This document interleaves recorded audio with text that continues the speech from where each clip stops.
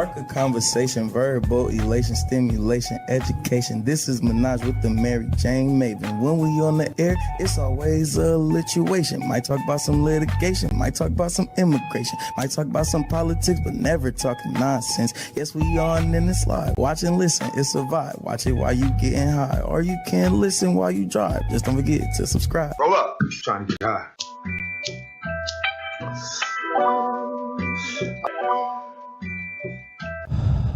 Welcome to Menage with the MariJayne Maven Podcast with your host, the MariJayne Maven. I am the producer, the hubby. Follow us on all social media, Twitter, Instagram, and Facebook. Show us some love and click that subscribe button now. Don't forget to click the bell so you get notifications and click the like button on the videos. And now, your host.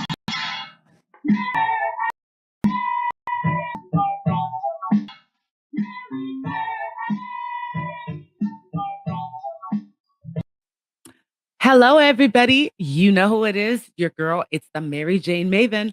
Welcome back. You know who you're with. You know where you are. Menage with the MariJayne Maven. Please, before I get started, you guys know you've been with me almost 4 years now.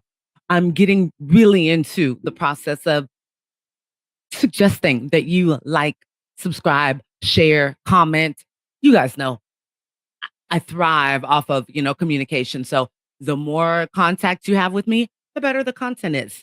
So we're going to get started tonight with an episode that is a little bit different, but you guys know that I love to use my platform, to remind you guys that you have to pursue your passion and purpose. We all have a purpose within this universe. We all have a purpose within this life of ours.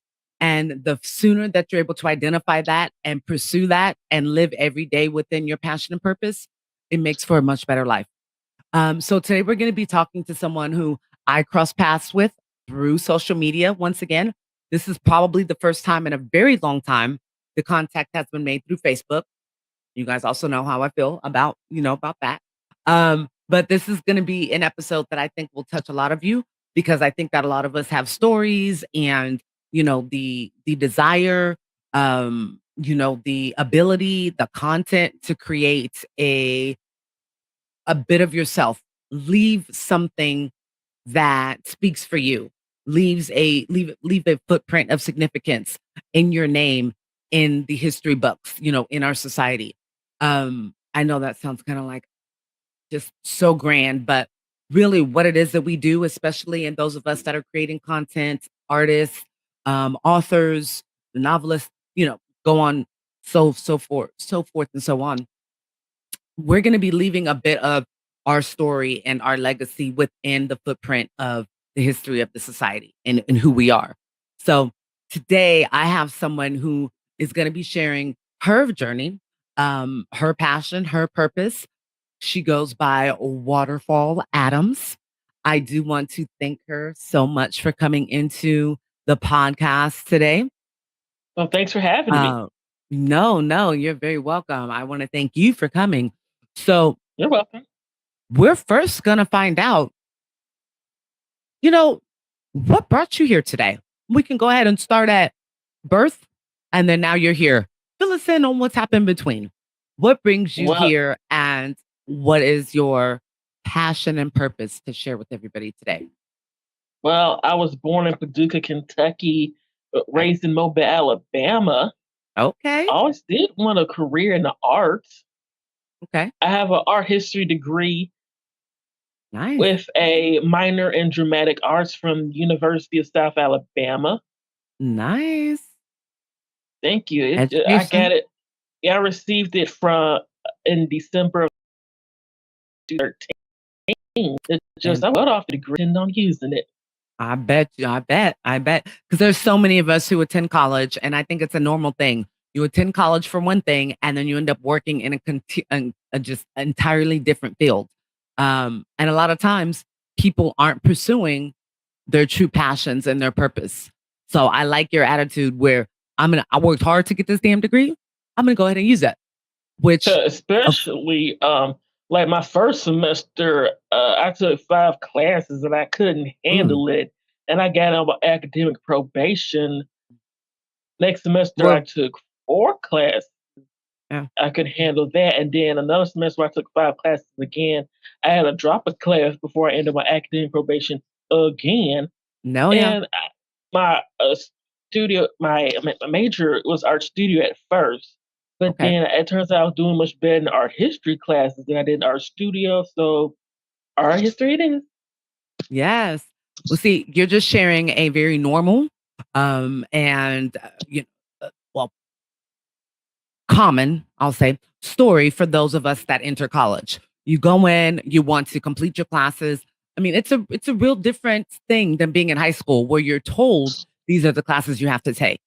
When you get into college, there's so many options, and you're really trying to discover what you like to do, and you want to make your 4 to 5 years there. You want to make it a success. So I can definitely relate. I was on academic probation probably more than once, and definitely not only in my first year. So I have to give you kudos for that. You're able to pivot. Yes. Second semester, find out what worked for you. Yeah. Well, before South, after I graduated from high school, I went to Bishop State Community College and I had to repeat a couple courses. Yeah. Yeah. Community college is just it's a step above high school. Like they give you a little more freedom. Yes. You get to choose your classes, but it's too much freedom, I think, if you're not prepared. Community college is a great, stepping stone onto a traditional 4-year, but you definitely have to be at a maturity level or, know what exactly your path is. And, community college really allows for a lot of mistakes to be made because you don't have that guidance that you should have unless you go and look for it. So, yeah. So you attended school for art. So tell us a little bit about your art experience. I know that you also do have an online gallery, which we'll be sharing all of her social media, all of the links to get to her work, to get in contact with her. Just like always, you guys will have all that information within the footnotes of the story of the episode. Excuse me, and of course on the podcast. So you guys will be able to get that. But tell us a little bit about your journey within art. Well, I do have performing experience. Okay. I remember singing in church choirs and school choirs. I also remember when I was in high school, I was in the African American club, and I remember participating in their Black History programs. Mm-hmm. And on one program, my senior year, I remember I portrayed Beyonce, and it was during that remember Crazy in Love? Oh yeah, yeah. I got rave reviews for that one. Okay. So you've always had it in you to be a performer, to be creative. I definitely pick up the energy from you that you creating and being someone who's leaving their mark in an art form is very important to you. It seems like that's something that you have a talent for. Yes. When did you first kind of discover that? Yeah, I do also love to dance. Like for example, when I was the thing is when I was a baby, my mom told me I danced a certain way, and then I was like a few months old when we went to my dad's birth country of Antigua or Antigua. Okay. Well, my mom saw some grown women. They danced the way I did. Oh, so that might have been hereditary or something. You out there doing it, huh? It was in you. It was in hereditary. It was deep within your genes to be able to get that rhythm and dance. The kind of island dancing. That's a beautiful area. And I also remember I participated in a talent show when I was in the 5th grade. I won 3rd place. My dad gave me $3. He told me if I won 1st place, he would have gave me $1. What do you remember doing? Do you remember exactly what your routine was? I remember I danced to a song. It was on I forget what the song's called, but I remember it was on the smooth jazz band called Foreplay, and the record was called Between the Sheets. It was like one of their songs. on there. Okay. Okay. Not the Isley Brothers between the sheets, but just some on an Well, it's album. like it was like A cover? the album title. It's like a Got it. cover. It featured Shaka Khan, Philip Okay. Bailey was in the background. Ooh. I remember growing up listening to different kinds of music Oh like yeah, me gospel, too. reggae, R&B, hip Yeah. hop, Yeah. rock. Me Um, too. What's your favorite song ever? There's just so many. It's hard to choose from, but one of them is "Send One Your Love" by Stevie Wonder. I have listened to a lot of covers of that song. Okay. Okay. One of Stevie Wonder's songs was played at my wedding. I mean, you can't have a wedding without Stevie Wonder. It just Oh, doesn't make Ribbon, sense. like Ribbon in the Yeah. Sky. That sounds like a wedding Yeah. song. Yes. Yeah, have you heard 1000%. of? That's what it was. Yeah. Have you ever heard one?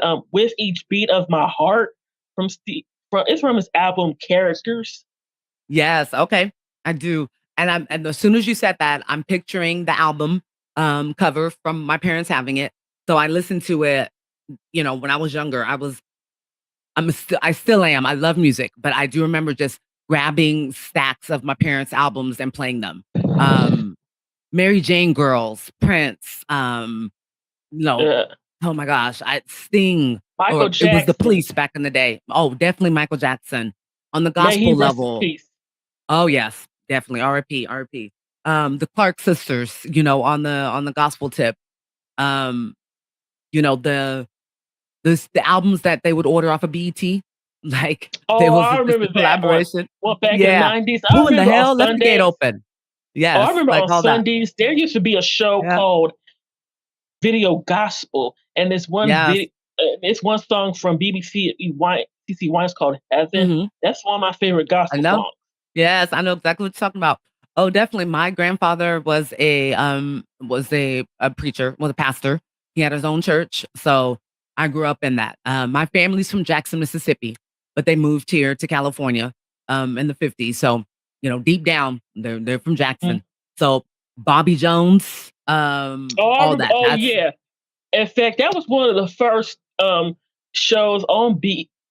Yeah, that was a regular show. Yeah, you're right. You're right.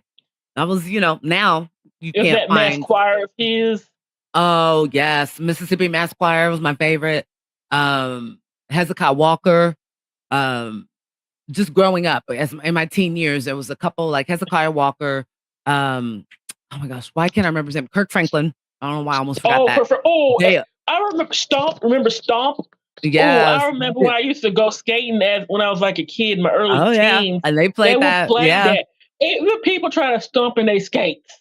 Yes, No girl. skates. Imagine it was in the club. It was played in the club. I was just about 19, 20 when that came out, so I was still in the new part of the clubs, the 18 and overs. But they played that in the clubs. But what I really loved was like Silver and Gold. Until we meet again. Like that was the Kirk Franklin that I really loved. So Kirk Franklin and the Family. yeah, 1000%. Yeah. So look, a little connection makes here. See, it's music. Music brings everything together. And especially worship and spirit and have that spiritual side. In fact, speaking of music, there's like a poem I wrote. It's either in my second book or my first. Here it is. It's from my book, Free to Be Thee. It's called We Invented Rock and Roll. Sorry, this book fell over. Put this down. Here we go. From the roots of gospel, grew into some blues in the country that had some jump in rhythm, of course. Add that jazz. Don't forget that boogie woogie. People tend to forget that a king's hit came from a big mama. A church lady gave an architect the building blocks to build a music that can go hard, get heavy, be glam, be soft, be electric, played in a garage, and have folks rocking and rolling all over the world. Nice. Okay, can I explain that point, please? Please do. I was just going to ask, what was your inspiration? I mean, I definitely get it. But I think you have to have an appreciation for art, for poems, or poetry, and for music to gather it all. But I think that's beautiful. So please do Oh, share your inspiration and break it all down right. for us. All right. After I break it down, I'm gonna explain how I got into poetry when I'm done. I All might right. read from the my debut book right here. Don't Okay. accidentally fell on the floor again. Like gospel, like have you ever heard of Rosetta, my sister Rosetta Tharpe? She sounds familiar. I think so. I may be thinking of something else. So, but it sounds Yeah, familiar. yeah, Or she. yeah. You might want to look her up and hear how Okay. she plays the guitar. Okay. Okay. Keep note And of also that. you heard of like the origins of gospel and blues, country Mm-hmm. music, Mm-hmm. like the early blues is like blues, and then by the time like the Great Depression and the World War II came along, the blues had a little more jump to it. Mm-hmm. Mm-hmm. And those like rhythm, Yeah. rhythm and blues and That's some where boogie woogie. originated. Mm-hmm. And you Mm-hmm. know who like, the king of R&B is. Let Not us know. R&B, but the king of rock and roll was. I've- They call yes. him the Well, king. yes, I've heard. Well, BB King. Um, Rock and roll. Elvis. did I say BB They King? call him the Elvis. king. They said Elvis, but Elvis got inspiration from like Little Richard and Mhm. the gentleman that came before him. So yeah, I'm right there with you though. We hear different stories and different ideas, but I think that if you really look into the history of music, you're gonna find that a lot of its origination, a lot of its inspiration came from people that were of color, from Black people. You True. know, right from Africa, if you really want to be, completely honest with it. Trump So came from there, so why not? yeah, yeah, And that's where the beat comes from. also, Yeah. like the King's hit came from a Big Mama. Um, remember the song Hound Dog? Mm-hmm. Mm-hmm. Remember, Big Mama Thornton? Okay. Yeah, that I've came heard of from it her. in the movie. Yes, I heard about it in the Elvis movie. That's the reason why. But yeah, yeah. And Elvis got his inspiration from being around, of course, Black people, but being around a church. He went to a Black church. Just like what's that? Oh yeah, James Brown. He got his act from church, Mm-hmm. Mm-hmm. and Yeah. also like a church lady. Like I mentioned again, um, Sister Rosetta Tharpe. The Mm-hmm. architect of rock and roll was, wop babaloo wop bam boom. Yes. Jerry Lewis. Yes. No, Little Richard. Yes. And I Judge thought Fruit. Jerry Lewis covered that. So Jerry Lewis covered that song after. And I also heard another one, either him or Pat Boone covered that one. Yeah, they Mm-hmm. covered it, if you know what I Yes. mean. Yeah. They did Because a lot of that. They did a lot. Yeah. covering is a Yeah. lot different than covering Yes. today. I get you. Waterfall. That makes a lot of sense. So you have a lot of your inspiration and your poetry. It seems like it actually comes from real events. It comes from history, as well as just your inspiration to be able to put these words down and have it make sense. When did you discover that you had that talent?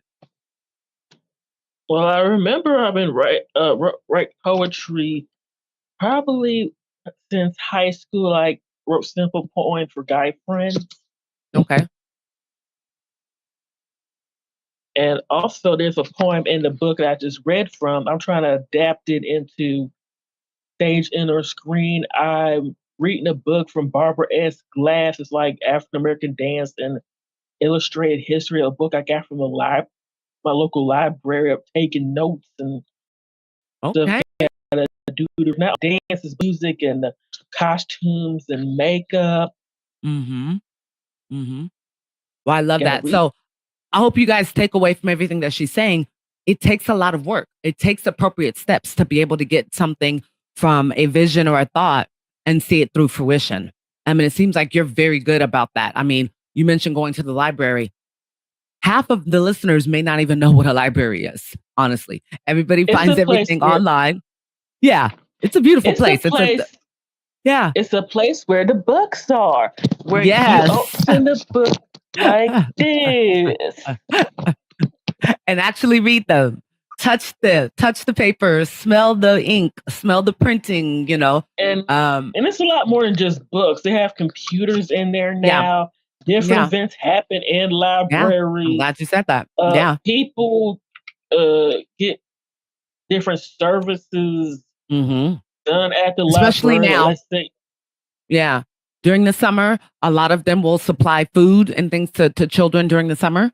If they're one of the central meeting spots in your city or town. So yes, we're teaching you guys today. We're being tongue in cheek, but really being serious as well. The library is a place that you should venture into. Reading books and like the act of turning the pages, smelling it, that is an experience within itself. It's something different than listening to an audiobook or reading it on your computer or your phone. And you can see that if you have a vision for something. Uh-huh. Go ahead. One of them I go to is called Hoopla Digital. It's like a library, but it's like an app website. Okay. Okay. So you can find it digitally, but would you, if somebody said, should I read it online or should I go into the library? Which would you recommend? I would recommend both, just in case it's not available in the library. You can go online. Okay. So you have options, definitely. I like it. So you've been writing, just tapping into that creative aspect of yourself for some time. Tell us about, because you mentioned you have 2 books. So tell us a little bit about the process on how you got to writing those books and publishing them. Well, some of these books I recited in different events, like talent shows when I was at South. Okay. I didn't win, but I didn't get booed though. Mm-hmm. In fact, one of the poems on the first book right here, there was an event called Arts Inspired Road to Creation, and that poem had to make it on the program. Mm-hmm. And I'm about to read it right now, if you Please let me. do. It's called Art Is. A word that is described as fine as wine, yet hard to define. A word that lets you go anywhere you want to in your imagination. A word that lets you know that anything is possible and allows you to dream. The word lets you break all molds, rules, conformities, and conventions. Do whatever it is that you want to do. Take something someone else already did or whatever inspires you and make it yours, like a cover to a song. It is where you are the one in control. What I am talking about is the art you eat, the art you wear, the art you read, the art you hear, the art that you move to and moves you, the art you laugh to, the art you see and watch, the art you go to and live in. That is what art means to me. Thank you. Oh, give snaps. Let's give snaps. That is beautiful. I love that you're able to really break down the meaning of what art is to you, because art is different. It's a subjective thing. It's not just strictly from one person's view. And that's what people need to understand. You can express yourself in so many different art forms, and different ways, different medias. But what it is and what it means to you is most important. So I love that you said that. So was that your first or your second book? This is from my debut self-published book, which is, as you can see, is in paperback format and also ebook, and I'm trying to get it into audiobook as well. Okay, awesome. So when was that published, and how long did you work on the poetry for that? Well, I had this poetry for a few years, and I added more. And also, I've been researching how to self-publish these books, how to get them out there. The internet has made that task easier. And also, it's a lot of work, especially depending on certain outlets, like say KDP, Kobo, Mm-hmm. Apple Books got certain guidelines, like let's say like a picture, like certain like require width and length requirements, Mm-hmm. and also with the files like doc, x, pdf, ebub, Yeah. Yeah. different files. Some will take, some will not. Yeah. So you have to be diligent about knowing the different um ways that things will be accepted. And also, I realized that being an author, it is a business, especially Mm-hmm. when especially when it comes to marketing and promotion. Yeah. But I have a company that's been helping me with that. It's called Precious Digital Marketing Agency. Okay. Okay. And you feel good about that because, there's a lot of companies out there that, will try to take advantage of, talent. So, but I feel Yes, like I have you do your to do due your research. diligence. Yeah. You do your research, and it's legit. It's been a big help to me. Good. Good. That's fantastic. So tell us about the second book that you published. All right, the second book is called Free to BZ. It's Mm-hmm. about freedom, race, womanhood, and and this book also has a tribute poem to one of my poetic inspirations, Mm. Who was that? Maya Angelou. Nice. Of course. Fantastic. In Yes. fact, can I read this poem? It's called Yes. "Phenomenal Woman Was She." Yes. Oh, All, my favorite. Please do. Please. all right, it's inspired by "Phenomenal Woman," a poem by Maya Angelou, and all credit goes to Maya Angelou. Mm-hmm. Yeah. She was known for not having a supermodel size. She was a caged bird who was used and abused. I understood why that bird sung, in spite of everything, till she rose. She was also known as Miss Calypso. A phenomenal woman was she. Thank you. Beautiful.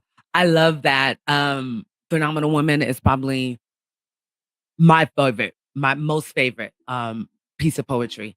In Um, fact, I probably remember one of the first poems I probably ever heard growing up was there was like a commercial. It was either for McDonald's or mhm, NW or the United Negro College Fund or NAACP, mhm. and the poem was called "Still I Rise." Okay, yeah. Oh yeah. Oh yeah. That's a fantastic one as well. They don't tap into, I think, in um, K through 12. They don't tap into the beautiful words that were left to us through poetry, through Langston Hughes, through Maya Angelou. Um, the They list goes on should. and on. Yes, they In should. fact, I 1000%. remember. Yeah. And speaking of Langston Hughes, I remember a poem that my sister had to remembrance for like a Black History program. It's Hmm. called, and in fact, what's that movie Great Debaters? Denzel Washington recited that Great. poem called Yeah. "I Okay. to America." They won't let him sit in the table with Hmm. Caucasian white people. Yeah. They make Yeah. him like sit like in the kitchen. The company comes. And he's talking about, but I laugh, I eat, and I grow strong. Yes. Yes. We as African Americans, Black people, I don't like to say African Americans, nothing's wrong with that, but we're Black, okay? So as Black people, we have such a story to tell. We have our own narrative, to deliver. And the platforms that we have now, like you just mentioned, the internet makes things a little easier. We have the platforms and the ability to tell the stories ourselves. And, we have a lot of inspiration to look back upon and see how they were able to pass the message. But now we have access like podcasts like this. Somebody can be putting their poetry online. Somebody can create their own movies or TV shows or songs. It allows for us to tell our stories and to get the narrative out there the correct way. How do you feel about using your talent to get your message out? What Let me say this different way. What message overall would you like your poetry to portray? I Well, I never really thought about that. It's just I wrote about like different topics. Okay. So you just do what speaks to you. It's Yes, innate. It's something natural. Okay. yes. That's What's even more most? beautiful. Organic. Yes. Yeah. Great. Okay. So what are your plans for the future, for the immediate future? Anybody that is now going to become a fan, they're going to want to go and purchase your books. Maybe they want to contact you to find out how do you self-publish. What's coming up in the future to provide further inspiration? Well, I am working on my third book right now Okay. and researching for more, like for like other books that I'm working on as well, so I won't get sued. Yes. Got to do your work Like, proper. like Make it's sure it definitely doesn't sound yeah. too much like somebody else's or anything like that. Yeah. Yeah. Because that can It's just happen. You can get an idea or, just a moment of inspiration and not really realize that that inspiration maybe derives from a movie, a TV show, maybe a book that you read. And so you have to be very conscious of that. So I give you yeah, kudos on doing that too. and Yeah. learn more about public domain. Hmm. Okay. Explain a little bit about that. What is it that you're looking into that? Well, I remember there's like certain kind of books. It's law books or whatever Hmm. called NOLO. Hmm. It's the public domain. Like after like the copyright ends, like over Okay. 70 years after like the artist's death, it goes in the Okay. public domain. For example, that's why you see so many remakes of Shakespearean plays, Okay. Okay. the like Christmas Carol. Yeah. So that's a good point. If you guys are noticing that a lot of things that, the production of them, the monetization of them were limited before, now you're seeing more access to that because, like you said, it becomes public domain. So anybody can go ahead and make content based off of that content. Like there are certain So, Christmas songs that are in public domain, and there are yes. some that are not in public domain. Hmm. Hmm. Yes. Similar. I'm glad that you mentioned that. Mariah Carey, All I Want for Christmas. That's one that she's definitely protecting. And I think she's put, a good limit. Like I think it was 100 years. I'm pretty sure I read something about it so that she could protect it well after she's long gone.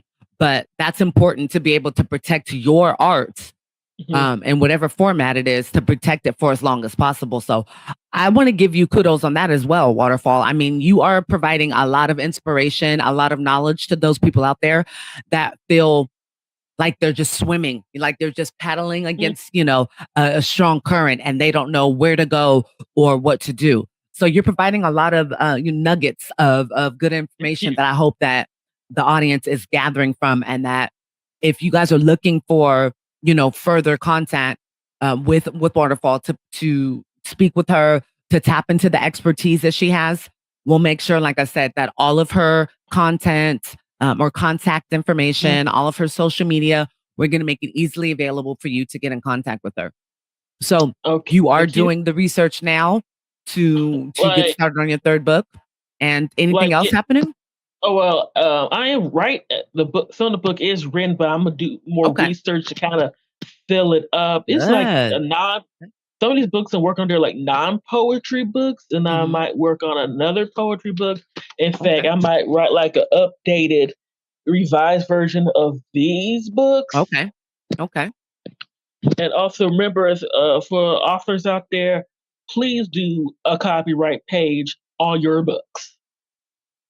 There you go. There you go. And I Very forgot to important. mention, like, and you already asked me earlier about my blog. One of my blogs called Yeah. Waterfall on an art gallery. I'm letting you know first and foremost, like, the works so far are not by me. Okay. All the credit goes to the artists who did those artworks, and also I critique and discuss those artworks. Oh, nice. That's a If different I happen to platform. have That's a any different artworks niche. I of like my that. own, I will Okay. let you know. Yeah. It'll be on there.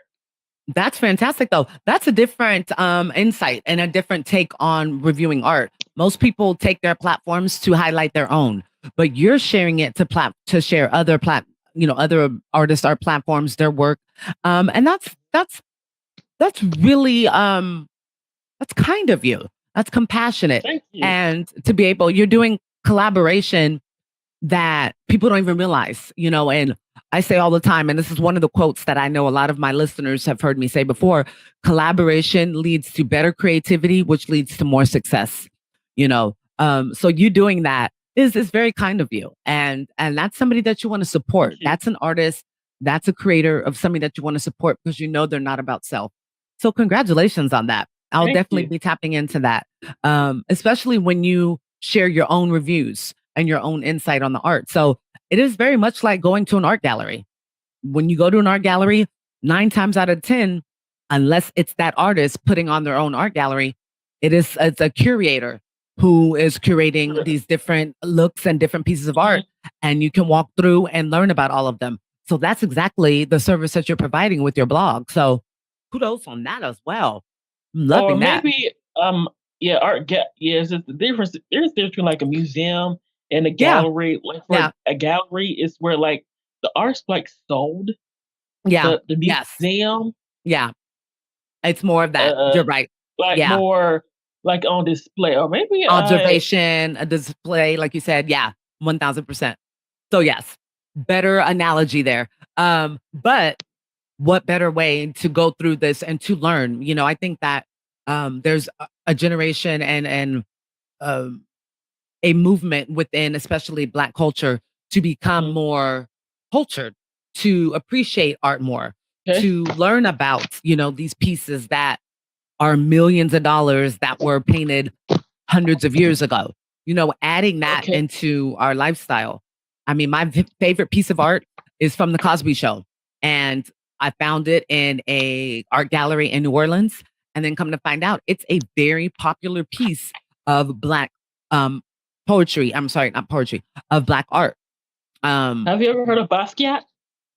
Yes. Oh, yes. Yes. Beautiful. Yeah. I know Jay-Z and Beyonce talk about him, or Basquiat. So, yeah. In fact, Jay-Z got his hair like him. Yes. That's why he's wearing his hair like that. Yes.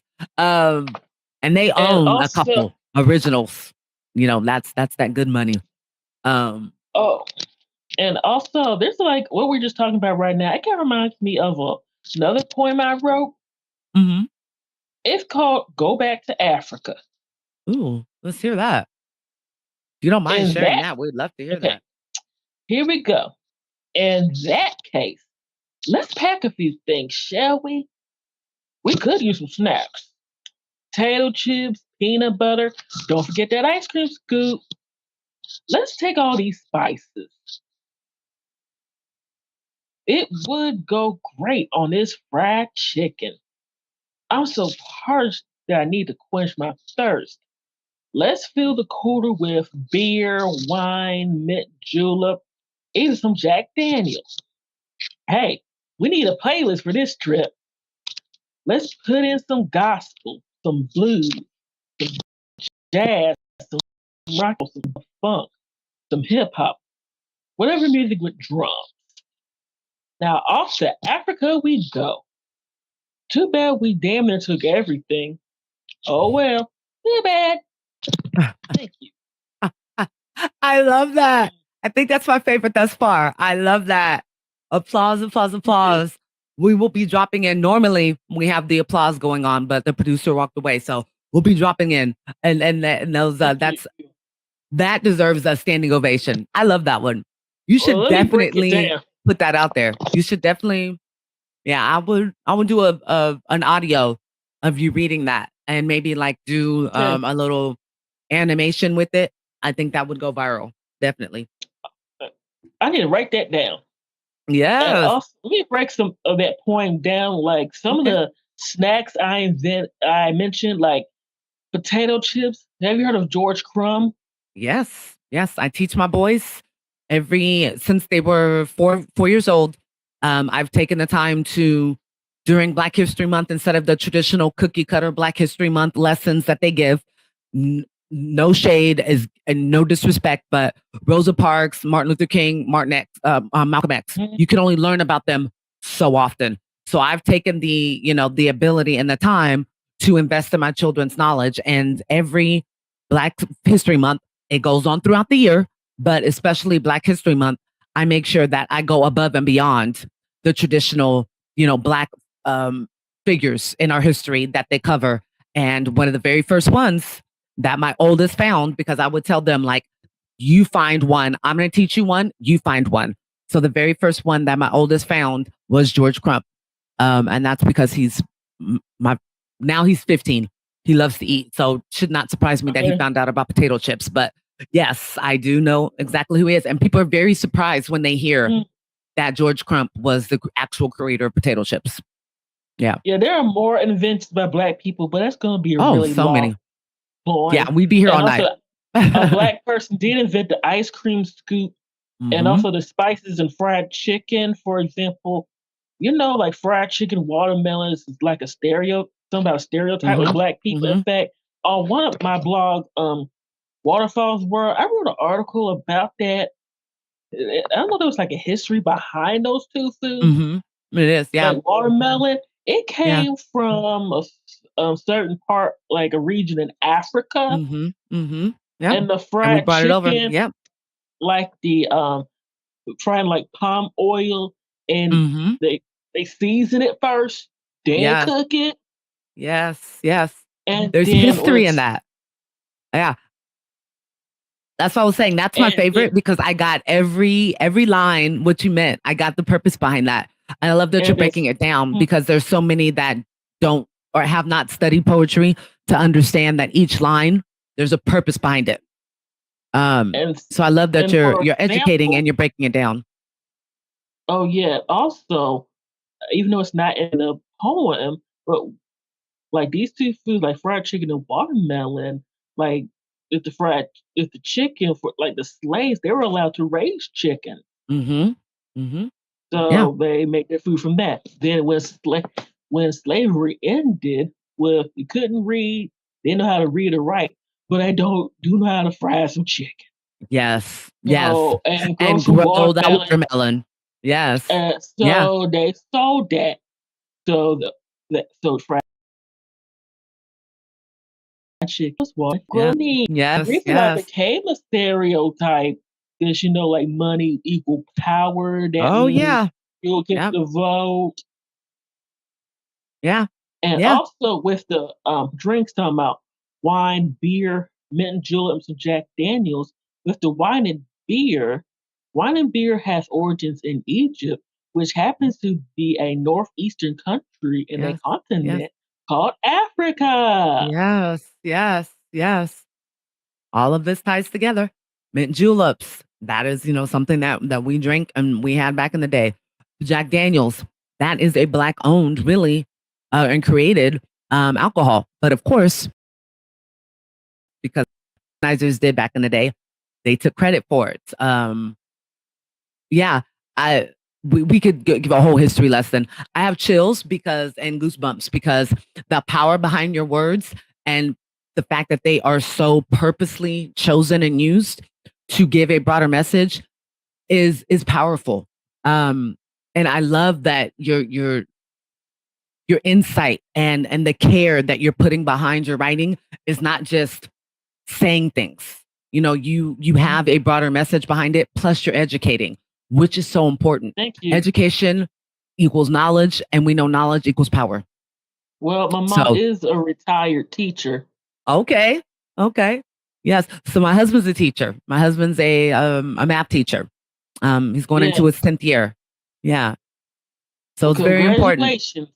No, thank you to your mother. There's a lot of teachers now that teach just to say that they teach, but they don't really care about the future and the education and changing lives and being an inspiration, to those who need it. They don't do that now. They do it so that they can say, oh, I teach and, get kudos and pats on the back from their friends. But they really, truly aren't there for the purpose of education and educators like how they used to be. So this reminds me of like a presentation I did for when I was in community college. I took a public speaking course. It Okay. was like it's almost like an affirmative speech, and Mm-hmm. mine was like teachers should get paid more money. And when I was Yeah. researching this, I found one of these like publications. Like it was a teacher who was living in a homeless shelter, Yeah. and they got to take other jobs Yeah. Many of them living legally. on food assistance, just scratching 2 pennies together, trying to make it work. Either And either legally or otherwise. yes, yes. And teachers are really just trying to do what this country is built upon is continue to, make humans that are an integral part of society, that are responsible, that are loving, that are caring. That's what teachers do. And they're like these unsung heroes that don't get the respect that they should. I saw it through my husband teaching through COVID. I got a different insight on what, he does each and every day. And it takes a different breed for somebody to really truly be an educator that is truly an educator. Like I said, that's doing it because they love to do it and they want to make that change. Yeah. So yeah. Yeah, Well, you can especially when they definitely have see to the move to virtual implementation. learning. Yeah. Oh yeah. Yeah. See, for my kids, it was easy, but that's because we have a teacher and, a parent in the household that held them accountable and didn't just let them use it as a vacation. Like my husband brought home desks from school. My children were in desks every day. My children still had to dress up in their uniforms still every day. So they were still in that mindset. So, I would like to say, thank God when my mom was growing up, when my mom was teaching, she didn't bring desk home. Oh yeah. Thank God. Yeah. Good thing that we didn't have pandemic though, because a bunch of us would have failed. Pandemic and also, with like dial up, that would have been horrible. And there were times like at the end of the school year, we had to clean our classroom and stuff. Oh, yeah. And also times like teacher work day, me and my sister, we got to stay home, and my mom looked all ticked off at us, like we get to watch cartoon TV all day. Work. Yes, yeah. That's what we have now. My husband has PD, which is that, and so my kids will be asleep or like, oh, we have vacation tomorrow. He's like, I don't. I still got to be there. Have you ever heard slap a teacher challenge? Yes, it's just ridiculous. It got me scared and concerned for my mom, but she said she wasn't worried about it. Yeah, because they knew better. So kids only test those that they think they can. They're not going to go and slap somebody that they know and that they have respect for. Those kids, they don't know their teacher. They don't know if their teacher served in the military. That part, yeah. Yeah. But you know what that has to do with? Yeah, it has to do with the fact that there's a lot of teachers who don't know how to make that distinction between earning their respect because they make sure that they keep it as an adult-child relationship. There's too many teachers now that try to make it like, oh, we're buddies. So those are the ones that will try those teachers. I can imagine that your mom did not do that. I know my husband didn't do that.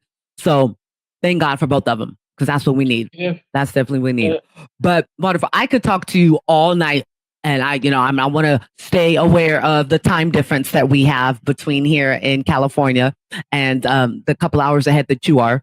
But I just want to, before we log off here, I want you to take the time to take the stage, take the mic, take the light, and share where people can follow you. Share. This is your time to just get everything and to advertise yourself. So let everybody know where they can find you. This is your mic drop time. So you say what you need to say and you mic drop. Okay. I'm on Facebook, Twitter, TikTok, Instagram, Tumblr, LinkedIn, Pinterest, YouTube. My books can be found on Amazon, and I'm trying to get them on other outlets as well. If I missed anything. And we'll have all of that. She's on all of that. We have this entire time, we've had her Amazon link streaming across the bottom. And then, like I said, in the show note thing, we'll have all of her social media so you can get in contact with her. And so once again, people can keep an eye out for you on your blog. They can look for the new book to be published, your audio book. We're going to manifest it. We're going to speak it into existence. That'll be happening in the next few months. They're on Blogger. Yes. Or is it Blogspot? Well, either way, blogger.com. Yes. Well, perfect. I want to thank you so much for your time. The inspiration and the knowledge that you provided this episode is just abundant. It's just overflowing in the amount of information and, like I said, inspiration that you provided. I want to thank you for your time tonight. I want to thank all of you guys for tuning in. Please reach out if you're not able for some reason to contact her or find her through any of the links or in your own Google searches. I'll make sure to connect you all. And this is definitely somebody that you guys want to keep an eye out for. There's a power behind her words. There's a passion behind her words, and she has a purpose to be creating this art for us all to enjoy. So thank you so much once again, Waterfall. Thank you guys all so much for tuning in tonight. Much love, peace, happiness, and joy. Next time.